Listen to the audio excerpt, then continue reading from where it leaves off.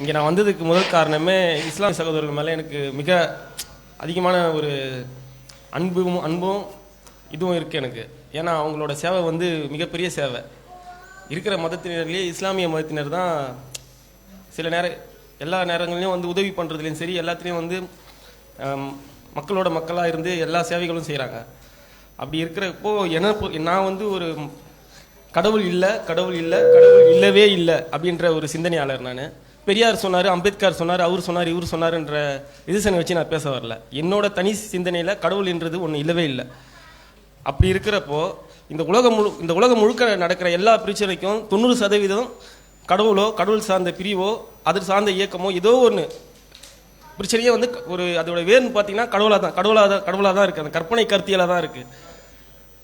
ஆனால் நாம் என்ன பண்ணுறோம், இந்த கடவுளை தான் மக்கள்கிட்ட திணித்துறோம். அந்த கடவுளையும் மதத்தையும் தான் மறுபடியும் மக்கள்கிட்ட திணித்தி மக்களை இன்னமும் முட்டாளாக்கி மக்களை வந்து மக்களோட உழைப்பையும் மக்களோட பொருளாதாரத்தையும் வீண் விரயம் பண்ணுறோம். எனக்கு பாபர் மசூதியும் வேணாம், அயோத்தி கோயிலும் வேணாம். உலகம் முழுக்க இருக்கிற கடவுள்னு சொல்லப்படுற கடவுளால் இருக்கிற குறியீடையும் கடவுள் கட்டிடங்களை எல்லாத்தையும் ஒழிக்கப்பட்டால் எல்லாமே மாறிடும் நான் நினைக்கிறேன். உலகம் முழுக்க இருக்கிற இப்போ பார்த்தீங்கன்னா ஒரு இஸ்லாமிய நாடு தான் இன்னொரு இஸ்லாமிய நாடு மேலே பயங்கரவாதத்தை இப்போ கூட பார்த்தீங்கன்னா ஒரு 10 நாளைக்கு முன்னாடி பாகிஸ்தான் மேலே ஈரான் குண்டு போட்டிருக்கு.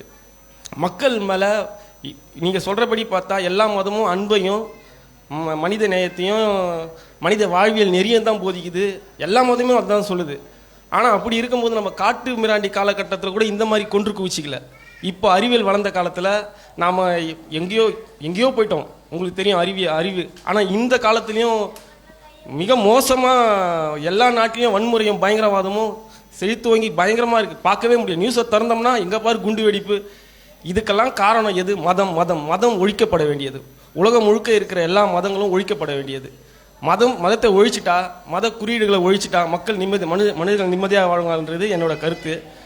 அதே மாதிரி இப்போது நாம் தமிழ்நாட்டில் கிட்டத்தட்ட பார்த்தீங்கன்னா 17 லட்சம் அங்கீகரிக்கப்பட்ட கோயில்கள், அங்கீகரிக்கப்படாத கோயில்கள் பார்த்தீங்கன்னா கிட்டத்தட்ட 25 லட்சம் சந்து பொந்தில் இருக்கிற கோயில்லாம். இதால் மக்களுக்கு என்ன பயன் பார்த்தீங்கன்னா ஒன்றுமே பயன் கிடையாது. மக்களோட உழைப்பும் அவனோட பொருளும் அவனோட நேரமும் தான் வீணும் தான் அது பப்ளிக் நியூசன்ஸ் தான் ஆகுது. எங்கே பார்த்தீங்கன்னா உங்களுக்கு தெரியும், நம்ம நிம்மதியாக டிராஃபிக் நம்ம ஏற்கனவே முன்னேறாத வளர்ச்சி பெறாத நாடாக தான் இருக்குது. பட் ஆனால் ஜனநாயக நாடு, அது பெருமை கொள்கிறோம். ஆனால் மக்கள் இன்னும் பாருங்கள், இன்னமும் முட்டாள்தனமாக மூட நம்பிக்கையாகவும் இருந்துக்கிட்டு கோயில்களுக்கு பின்னாடி இருக்கிற மணல் மாஃபியா மாதிரி கோயில் மாஃபியா தான் தமிழ்நாட்டில் நடக்குது. அதுக்கு பின்னாடி இருக்கிற யார் என்னன்னு உங்களுக்கு தெரியும். கிட்டத்தட்ட எல்லா கோயில்களுக்கு பின்னாடி இருக்கிற அரசியல் கட்சியோ எல்லா திராவிட கட்சிகள் எல்லாம் எல்லாமே தான் சொல்கிறேன். எல்லா கட்சிகளுக்கு பின்னாடி மாறி ஆட்சி செய்கிறாங்க.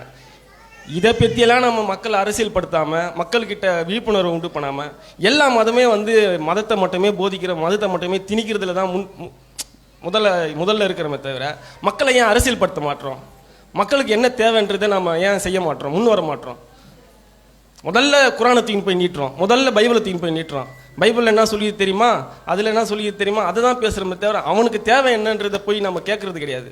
அவங்களுக்கு என்ன வேணுன்றதை ஃபஸ்ட்டு நம்ம பண்ணுறது கிடையாது.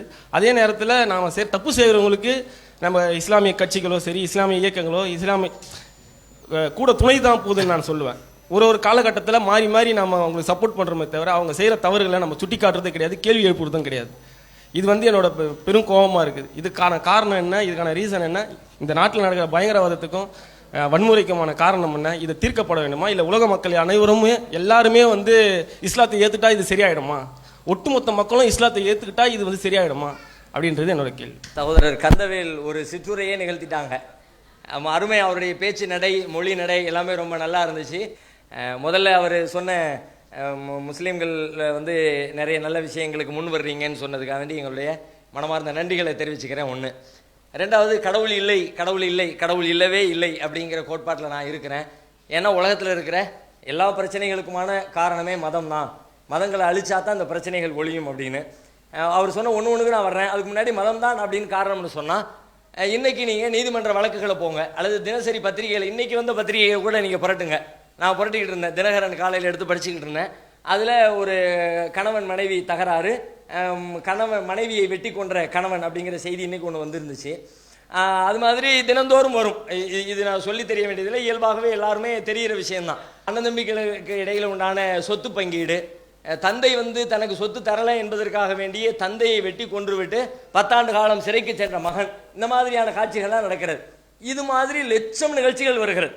ஒரு நாளைக்கு ஒரு ஏரியாவில் நீங்கள் திறந்தீங்கன்னா இந்த மாதிரியான தகவல் இல்லாத பத்திரிகை செய்திகளே இருக்காது என்கிற அளவிற்கு எந்த தொலைக்காட்சி சேனல் இங்கே எடுத்தாலும் இரவு நேரத்தில் குற்றம் நடந்தது என்ன அப்படின்னு போடுறான். அதில் பூரா இந்த மாதிரி கேஸ் தான், இந்த மாதிரியான வழக்குகளை பற்றி தான் அதில் விவாதிக்கிறாங்க.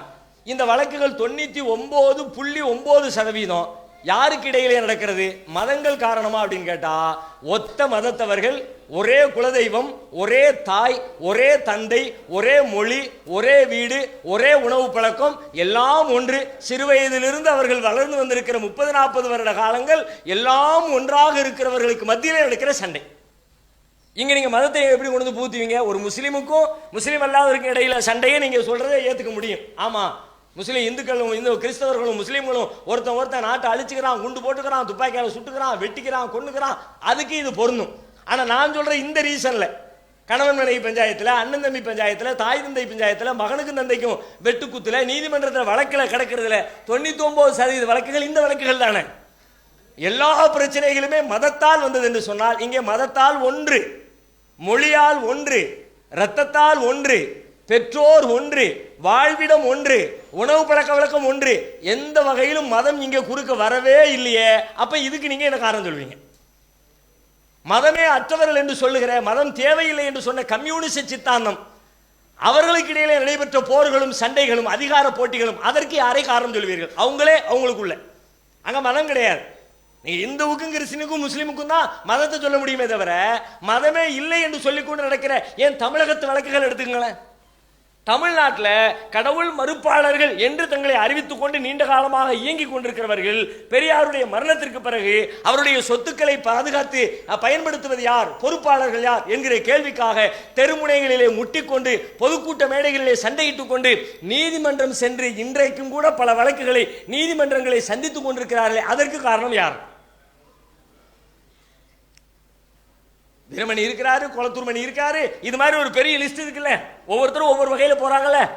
அப்ப இந்த பிரச்சனைகளுக்கெல்லாம் மதம் அப்படின்னா, நான் முதல்ல உங்களுக்கு சொல்ற செய்தி என்னன்னு கேட்டா, நீங்கள் இந்த விஷயத்தை ஆய்வு செய்வதற்கு முன்னால் கடவுள் இருக்காரா இல்லையா அதான் பிரச்சனையா என்பதற்கு முன்னாடி, நீங்கள் ஏற்கனவே மூளையில் வைத்திருக்கிற, படித்திருக்கிற, அறிந்திருக்கிற செய்திகளை எல்லாம் வெளியில ஓரங்கட்டி வச்சுட்டு, முதல்ல இப்படி ஓப்பனா கண்ணை திறந்து பிரச்சனை எதனால அப்படின்னு ஓப்பன் பார்வையில பார்க்க ஆரம்பிங்க. எந்த பிரச்சனைக்கும் தீர்வு தேடுனா, மூளையில் ஆல்ரெடி ஒன்று வச்சுக்கிட்டு தீர்வு தேடுனா தீர்வு கிடைக்கவே கிடைக்காது.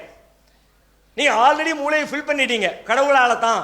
நீங்க கடவுளாலேன்னு 10 பிரச்சனையை காட்டுனா, கடவுள் இல்லைன்னு நான் 10 பிரச்சனையை காட்டுவேன். லிஸ்ட் இருக்க தான் செய்யுது. அப்ப இதுவும் சில நேரங்களில் காரணம், அதுவும் காரணம், இதுதான் காரணம் அப்படின்னு சொல்லிட்டு ஒரேடியா முத்திரை அதையெல்லாம் நீக்கிட்டா, அழிச்சிட்டா நாடு சுபிட்சம் ஆயிரும்னா, எல்லாரும் ஒரே மதமா ஆனாலும் பொருளாதார சண்டை வரும், பெண்ணுக்காண்டி சண்டை வரும், அதிகாரத்துக்கு சண்டை வரும், பதவிக்கு சண்டை வரும், வந்துகிட்டே இருக்கும். அப்ப மதம் காரணம் அல்ல, மதத்தை தாண்டிய பல காரணங்கள் சண்டைக்கு பிரச்சனைக்கு இருக்கிறது என்பதை முதல்ல புரிஞ்சுக்கணும். ஒண்ணு. ரெண்டாவது, இந்த பள்ளிவாசல் கோவில்கள் பத்தி சொன்னார். அதை நான் சொல்ல வர்ற செய்தி என்னன்னு கேட்டா, அவர்கள் சகோதரர் அவர் பார்த்த மதங்களும் அதிலே இருக்கிற பிரச்சனைகளையும் பார்த்துட்டு எல்லா மக்களுடைய பணம் வீணா போகுது, பயனில்லாம போகுது. பெரியார் இது ரொம்ப அழுத்தமாவே சொன்னார். ஏன்னா, நீ செஞ்சு வச்ச சிலையின் தலையில கொண்டு நெய்ய ஊத்துற, பாலை ஊத்துற, பாலாபிஷேகம் பண்ற, பசியோடு கிடக்கிறவனுக்கு கொடுத்து பாடுறான், ஒரு நேரம் பசி நீங்கும்டா. அப்படியெல்லாம் நிறைய மக்களுடைய வரி பணத்தை, மக்கள் தருகிற காணிக்கை பணத்தை இப்படி வீணாக்குறீங்களப்பா, 4 பேர் சேர்ந்து கொள்ளையடிச்சிட்டு போறீங்களப்பா என்றெல்லாம் நிறைய அழுத்தமான கேள்விகளை வச்சார். அந்த கேள்விகளை நீங்க எல்லா மதத்துக்கும் பொதுவா பொருத்தி பார்த்துட்டீங்க. நான் சொல்ல வர்றேன், இந்த கோவில்களால் என்ன புண்ணியம்னு கேட்டீங்க, இந்த பள்ளிவாசலால் என்ன புண்ணியம்? நான் பட்டியல் எடுத்தா, பள்ளிவாசல்ல உங்களுக்கு சொல்லிக் கொடுக்கப்படுவது என்ன? அரசியல் மயப்படுத்தாமல், மக்கள் பிரச்சனைகளுக்கு தீர்வு சொல்லாமல் குர்ஆனை கொடுக்குறீங்க, பைபிளை கொடுக்குறீங்க. உண்மைதான், குர்ஆனை தான் நாங்கள் கொடுக்கிறோம். ஏன் கொடுக்கிறோம் தெரியுமா? இந்த குர்ஆன் உங்களை அரசியல் படுத்தும் என்ற நம்பிக்கையால் கொடுக்கிறோம். இந்த குர்ஆன் உங்களை மனிதரை நேசிக்க வைக்கும் என்கிற நம்பிக்கையால் கொடுக்கிறோம். இந்த குர்ஆன் உங்கள் பெற்றோருக்கு உங்களை கீழ்ப்படிந்து நடக்க வைக்கும் என்கிற நம்பிக்கையால் கொடுக்கிறோம். இந்த குர்ஆன் அநியாயத்தை எதிர்த்து உங்களை போராட வைக்கும் என்கிற நம்பிக்கையால் கொடுக்கிறோம். ஏன்னா குர்ஆன்ல இதுதான் இருக்கு. நீங்க நினைக்கிற மாதிரி குர்ஆன்ல பூஜை பண்றது எப்படி, புரஸ்காரம் பண்றது எப்படி, இறைவனை தொழுவது எப்படி, இறைவனுக்காக வேண்டி தன்னை வருத்திக் கொள்வது எப்படி, இதுவெல்லாம் 10%. 90% என்ன இருக்கு தெரியுமா? மனித உரிமை தான், உலக வாழ்க்கை தான், சட்டம் தான், அரசியல் தான், அயலுறவு கொள்கை தான், பிற மதத்தவர்களோடு வாழ்கிற ஒற்றுமை தான். இதைத்தான் குர்ஆன் பேசுது. இது நான் அதை நீங்க கன்ஃபார்ம் பண்றதுக்கு தான் உங்க கையில குர்ஆன் கொடுத்துருக்கோம். இப்ப நான் சொல்றது உண்மையா பொய்யான்னு நீங்க செக் பண்ணணும், படிக்கணும். நீங்க பள்ளிவாசல என்ன பண்ணி கேட்கிறீங்க? பள்ளிவாசல் வந்து இந்த ஒரு வருட காலம், லாஸ்ட் ஒரு வருஷம் நாங்க எங்களுடைய நிர்வாகத்தின் எங்கள் அமைப்பின் சார்பில் ஒவ்வொருத்தரும் பள்ளிவாசல்கள் நிறைய பேர் நிர்வாகம் பண்றாங்க. எங்கள் அமைப்பின் சார்பிலையும் பள்ளிவாசல்கள் நிர்வகிக்கப்படுகிறது. எங்கள் பள்ளிவாசல்களில் நிகழ்த்தப்பட்ட ஒரு வருடம் வெள்ளிக்கிழமை தோறும் பிரேயருக்கு வருவாங்கல்ல, வெள்ளிக்கிழமை பிரேயருக்கு வருகிற மக்கள் மத்தியிலே நாங்கள் பேசுகிற பேச்சுக்கள் உரை நாடாக்களாக பதிவு செய்யப்பட்டு, காணொலிகளாக பதிவு செய்யப்பட்டு, ஃபேஸ்புக்கில், முகநூலில், யூடியூப் தளங்களில் பதிவேற்றம் செய்யப்பட்டிருக்கிறது. தயவு கூர்ந்து சொல்றேன், ஒரு வருஷம், ஒரு 55 வாரம் நாங்கள் பேசுகிற பேச்சுக்கள் நீங்க எடுங்க. ஒரே ஒரு வருஷம், பல வருஷமா நடக்குது. ஒரு வருஷம், ஒரு 55 வாரம். இந்த 55 வாரத்தில் நாங்கள் இந்த மக்களை என்னவெல்லாம் பண்படுத்தி இருக்கிறோம். அவர்களுடைய ஆரோக்கியத்தில், அவர்களுடைய சமூக முன்னேற்றத்தில், அவர்களின் தனிநபர் முன்னேற்றத்தில், அவர்களின் அரசியல் பங்கேற்பில், அவர்களுடைய பிரச்சனைகளை எதிர்த்து போராடுகிற போர் குணத்தில், எதிலெல்லாம் அவர்களுக்கு தேவைப்படுகிற தருணங்களில் தேவைப்படுகிற வழிகாட்டுதலை வழங்கி கொண்டிருக்கிறோம். யோசிச்சு பார்த்தீங்கன்னா இதுதான் நீங்க எதிர்பார்க்கிறது. கடவுளை ஓரங்கட்டுனா கிடைக்கவே கிடைக்காது. நாங்க கடவுளை நம்புறதுனால தான் இதெல்லாம் கிடைக்கும். நாங்க குர்ஆனை நம்புறதுனால தான். குர்ஆன் இப்படித்தான் சொல்லுது, அநியாயக்கார அரசனுக்கு முன்னாடி மண்டியிடாத, எதிர்த்து போராடு. அதிகமாக போராடுகிற சமுதாயம் முஸ்லீம்கள். தமிழ்நாட்டில் அதிக போராட்டங்களை சந்தித்தவர் யார்? நீங்க எடுங்க, லிஸ்ட் எடுத்து பாருங்களேன். எங்களுக்கு நிறைய அமைப்புகள், இயக்கங்கள் இருக்குது. நாங்கள் எல்லாரும் அதிகமாக என்ன செஞ்சிருக்கிறோம்? அநீதத்திற்கு எதிரான அதிகமான போராட்டங்களை, எங்களை விட பலம் பொருந்திய அமைப்புகள் இருக்கின்றன. 50 ஆண்டு காலம், 100 ஆண்டு காலம் கட்சி நடத்துகிற கட்சிகள் இருக்கின்றன, எதிர்கட்சிகள் இருக்கின்றன. அவர்களெல்லாம் நடத்தாத அளவிற்கு எண்ணிக்கையில அதிக போராட்டங்களை தமிழகத்திலே நடத்தியவர்கள் முஸ்லீம்கள். ஏன் தெரியுமா? எங்கள் வேதம், எங்கள் மார்க்கம் எங்களுக்கு அதைத்தான் போதிக்கிறது. நபிகள் நாயகம் சொன்னாங்க ஒரு வார்த்தை, அஃலலுல் ஜிஹாத், போராட்டத்திலே ஆகச்சிறந்த போர் எது தெரியுமா? அநியாயம் செய்கிற மன்னனுக்கு முன்னால் உண்மையை பேசுவதே போரிலே ஆகச்சிறந்த போர். நாங்க பேசுறோம். இதை விட அரசியல் படுத்துறதுக்கு வேற என்ன தேவை இருக்குது? இப்ப நாங்க மக்களுக்கு பிரச்சனைன்னு சொன்ன உடனே ஓடி வர்றோம். நீங்க முதல்ல சொன்னீங்களே நல்லது செய்யறோம். சென்னை பெருவெள்ளம் வந்துச்சு 2015. எப்படி இருந்தது? அந்த களம் எப்படி இருந்துச்சு? தமிழ்நாடு முழுவதிலும் இருந்து முஸ்லீம்களை கொண்டு வந்து இறக்கி இருந்தோம். திரும்புற பக்கம் பட்டி தொட்டி எல்லா பக்கமும் போய் நின்று சாப்பாடு கொடுக்கறதுல, அந்த ஏரியாவை சுத்தப்படுத்துறதுல, குப்பைகளை அள்ளுறதுல, அவ்வளவுமே வெள்ளம் வடிந்ததற்கு பிறகு நிவாரண தொகை வழங்குறதுல. நிவாரண தொகை அன்றைக்கு இருந்த அரசு சென்னையில் பாதிக்கப்பட்ட மக்களுக்கு 5000 ரூபாய் நிவாரண தொகை வழங்குச்சு. நாங்க ஒரு தனித்த அமைப்பு, ஒரு முஸ்லீம்களால் நடத்தப்படுகிற ஒரு சிறிய குழு, நாங்கள் சென்னையிலே பாதிக்கப்பட்ட மக்களுக்கு வசூலித்த தொகையிலே 10,000 ரூபாய் நிவாரணம் அறிவிச்சோம். அதுல சில பேருக்கு அரசாங்கம் முழுசா கொடுத்துச்சு, எங்களால் முழுசா கொடுக்க முடியல. ஒரு பாதி அளவுக்கு கொடுத்துருப்போம், ஒரு பாதிக்கு நெருக்கமாக கொடுத்துருப்போம், அவ்வளவுதான். ஆனாலும் அரசு 5000 கொடுத்துச்சு, நாங்கள் 10,000 கொடுத்தோம். எல்லா மக்களும் எங்களை நம்பி கொடுத்தாங்க. அந்த பணத்தை எல்லாம் கொடுத்துட்டு கணக்கு வழக்குகளை எல்லாம் எங்களுடைய பத்திரிகையில் வெளியிட்டோம். பல கோடிகள். இந்த கோடிகளை நாங்கள் எங்கள் வீட்டுக்கு வச்சுக்க முடியாதா?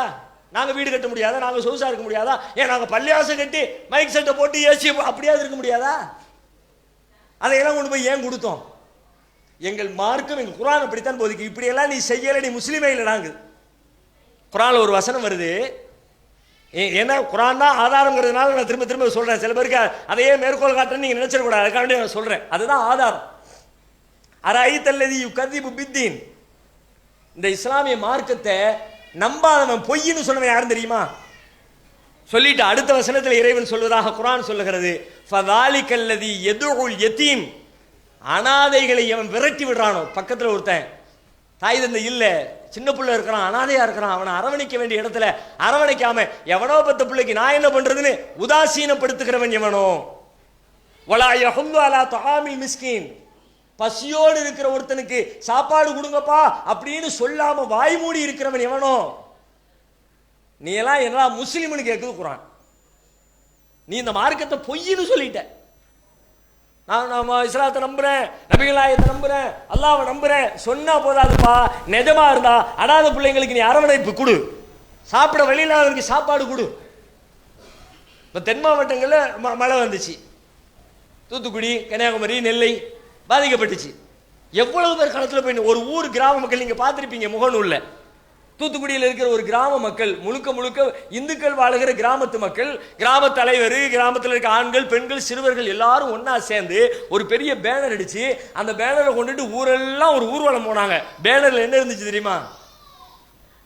நாங்கள் மழை வெள்ளத்தால் பாதிக்கப்பட்டு ஆதரவற்ற நிலையில் இருந்த பொழுது எங்களுக்கு ஒதுங்குவதற்கு பள்ளிவாசலில் இடம் கொடுத்து, உண்பதற்கு உணவு கொடுத்து, படுக்க பாயும் போர்த்த போர்வையும் கொடுத்து, எங்கள் பிள்ளைகளுக்கு பால் கொடுத்து, எங்களுக்கு தாய்மார்களை போல அரவணைப்பு தந்த பாய்மார்களுக்கு எங்கள் நன்றிகளை தெரிவித்துக் கொள்கிறோம். இந்து மக்கள் பேனர் அடிச்சு ஊர்வலம் போன காட்சி பார்த்துருக்கலாம் நீங்க.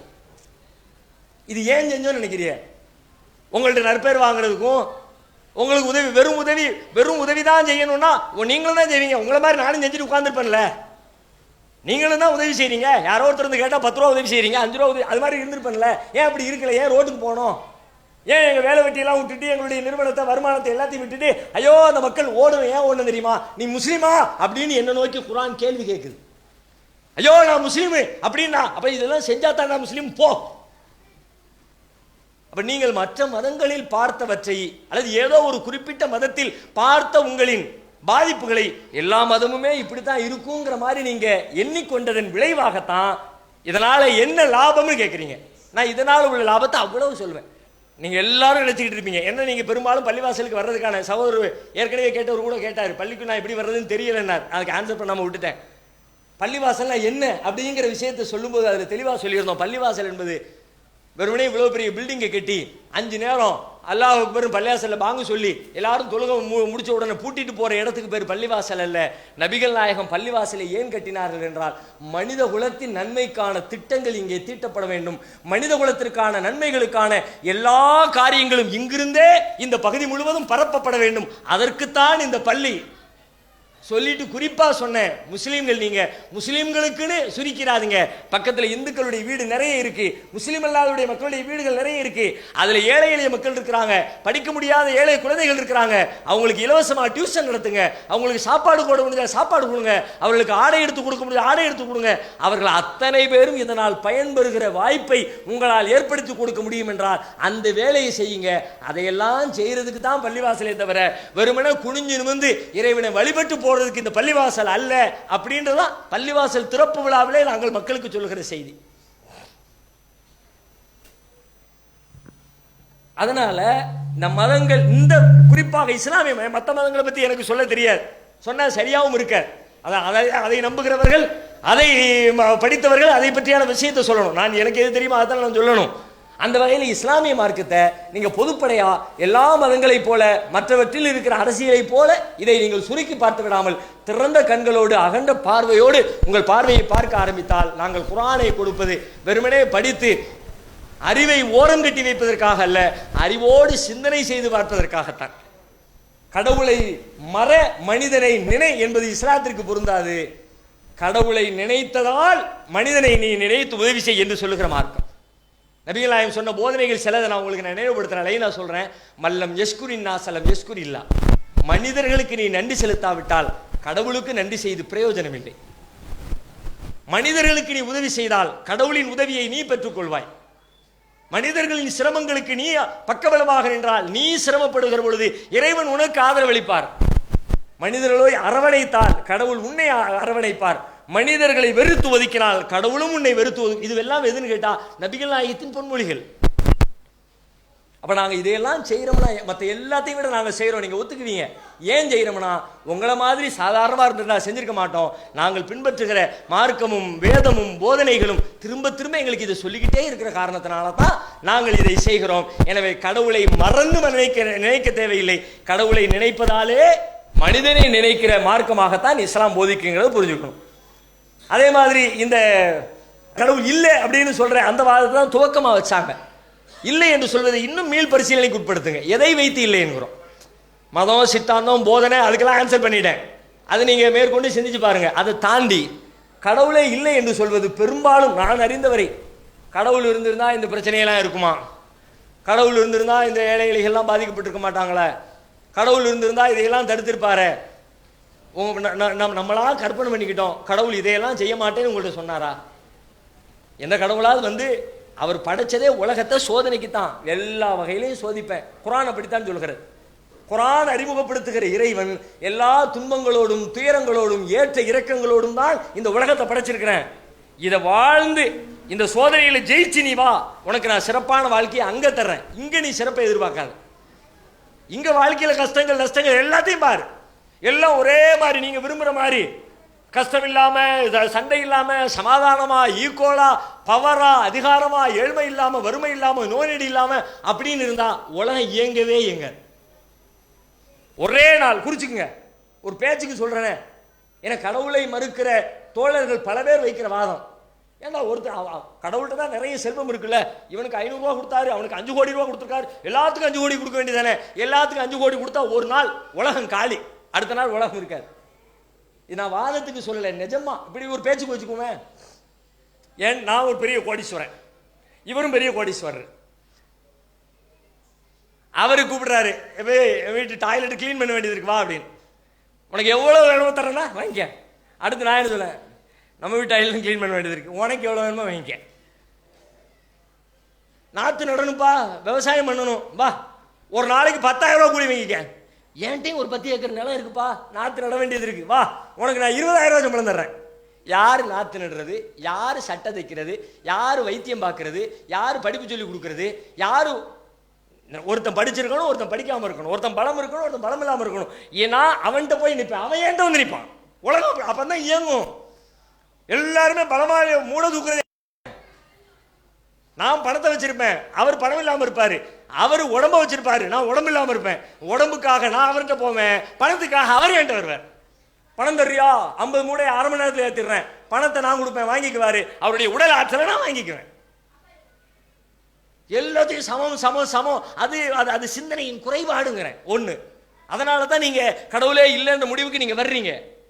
கடவுள் உண்மையிலே பேரறிவாளன், பெரும் சிந்தனையாளன். அதனால தான் உலகத்தை இப்படி மேலும் கீழே அங்கே இங்கேயுமா தாறுமாறுமா படைச்ச மாதிரி நினைக்கிறோம்ல, இந்த தாறுமாறுல ஒரு பேர் அறிவு ஒளிந்திருக்கிறது ஒண்ணு.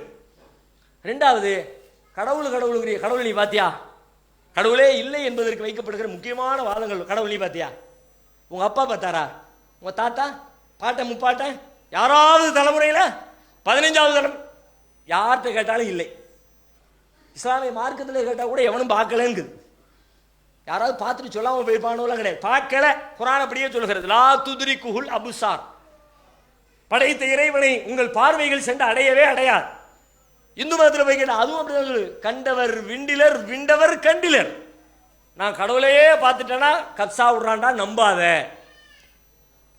பைபிளை போய் எடுத்து பார்த்தா அவர் எங்கும் காண கிடைக்காதவர், பைபிள் அதான் சொல்லுது. மதங்களும் அதையே போதிக்கின்றன. கடவுள் யாரும் பார்க்கல, பார்க்காத உன்னை நீ எப்படி நம்புற? நீ பார்க்கல, உங்க அப்பா பார்க்கல, உங்க மதகுரு பார்க்கல, உலகத்தில் பிறந்த எந்த மனுஷனுமே பார்க்கல, பார்க்காத உன்னை நீ எப்படிப்பா நம்புற? பார்த்தால்தான் நம்புவேன் என்பதற்கு பெயர் பகுத்தறிவு அல்ல, பார்க்காததையும் சேர்த்து நம்புவேன் என்று யார் நம்புகிறாரோ அதுவே பகுத்தறிவு. நீங்க பகுத்தறிவுள்ள ஜீவனா பகுத்தறிவற்ற ஆடு மாடான்னு நீங்க தான் முடிவெடுக்கணும். பகுத்தறிவு அறிவு அற்ற ஆடு மாடுகள் என்ன செய்யும், பார்த்தா தான் நம்பும். கண்ணுக்கு முன்னாடி போனா எஜமானர் பின்னாடியே போகும், பார்க்கலாட்டி இல்லை. தூரத்தில் ஒரு நெருப்பு தெரியுது, ஒரு புகை தெரியுது, ஒரு ஆடு பார்க்கறது நீங்களும் பார்க்குறீங்க. தூரத்தில் நெருப்பு அப்படியே பயங்கரமா ஒரு பெரிய புகை கரு மூட்டம் மேகம் மாதிரி நிற்குது. ஒரு ஆடு பார்க்குது, ஆட்டுக்கு என்ன தெரியும், புகை தெரியும். மனுஷன் நான் பார்க்குறேன், எனக்கு என்ன தெரியும், அவ்வளவு புகை இருக்குன்னா அதுக்கு கீழே ஒரு நெருப்பு இருக்குன்னு சேர்த்து தெரியும். நெருப்பை நான் பார்த்தனா என் கண்ணால் நெருப்பை பார்க்கல, ஆனால் என் அறிவான நெருப்பை பார்க்குறேன். என் அறிவு என்ன சொல்லுது, இவ்வளவு புகை இருக்குன்னா அதுக்கு கீழே அவ்வளவு பெரிய நெருப்பு இருக்குதுப்பா. ஏதோ எவ்வளோ தீப்பெட்டியை கொளுத்தி விட்டான், அந்த நெருப்பு இல்லை, ஒரு 10 குடிசை எரியுதுப்பா, அவ்வளோ பெரிய நெருப்பு இருக்குதுப்பா. பார்த்தால்தான் நம்புவேன். ஆடு மாடு கழுதை குதிரை பன்றி நாய் என்கிற விலங்குகளுக்கு சொந்தம். பார்க்காததையும் சேர்த்து நம்புவேன் என்று சொல்வது மனிதனுக்கான பகுத்தறிவுக்கான சாட்சி. எனவே பார்க்காத இறைவனையும் அவன் படைத்த படைப்புகளை வைத்து சிந்தித்து எவன் பார்க்கிறானோ அவனே பகுத்தறிவுள்ள மனிதன் என்று நாங்கள் நம்புகிறோம். எனவே உங்களுடைய ஆய்வை, உங்கள் சிந்தனையை மறுபரிசீலனை செய்து மீண்டும் இந்த பயணத்திலே தொடர்ந்து நீங்கள் பயணிக்க வேண்டும் என்பதை தாழ்மையோடு சகோதரருக்கு நான் கோரிக்கையாக வைத்துக் கொள்கிறேன்.